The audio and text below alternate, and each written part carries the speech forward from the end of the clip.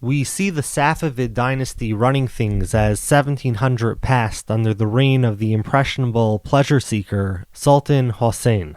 In 1709, Mirwais Hotak overthrew a Safavid governor and declared independence, establishing the Hotak dynasty over part of southern Afghanistan. Sultan Hossein, meanwhile, would see his end when he surrendered to Mirwais' son Mahmud Hotak in 1722.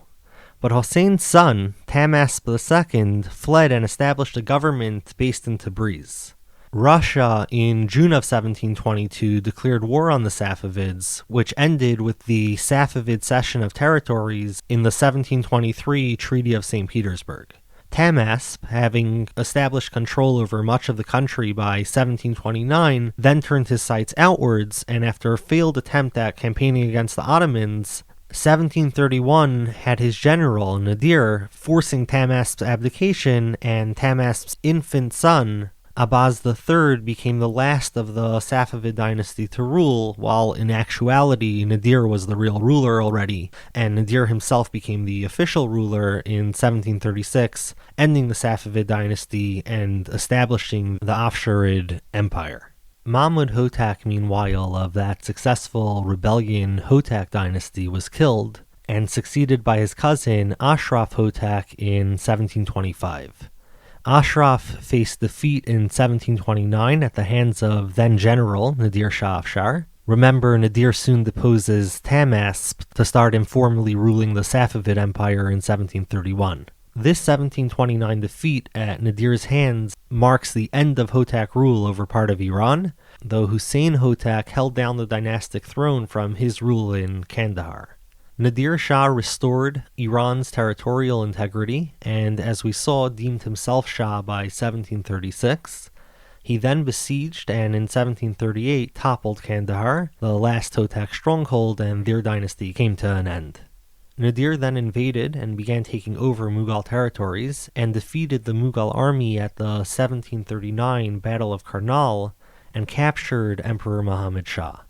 Nadir Shah then withdrew, taking a lot of treasure with him, and ceded back to Muhammad Shah all territories that he conquered to the east of the Indus.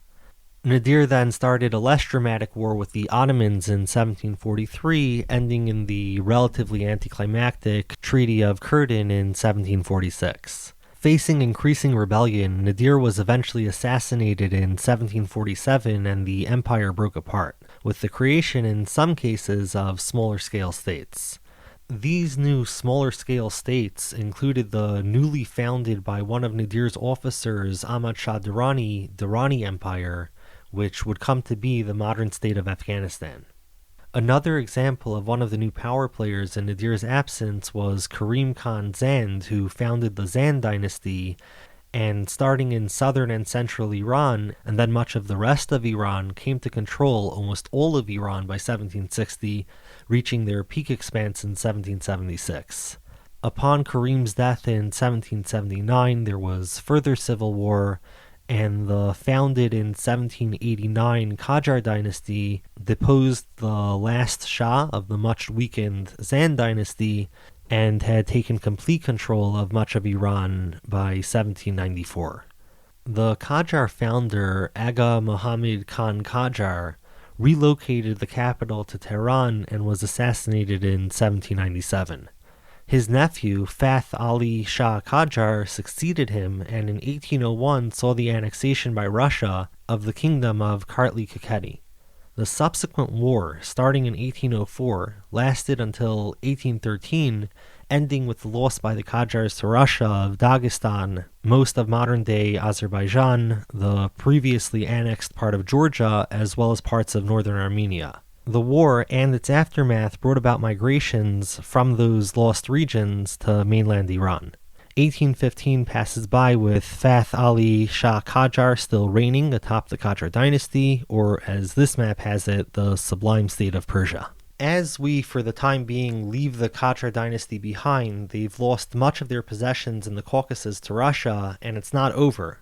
They'll soon see those losses increased and solidified, but that story's for another day. On a day not too far off from today, however, I'm thinking early next week, we'll consider the Swedish Empire, which was affected even worse by Russia, losing their place in the Book of Empires fairly early on in the 18th century.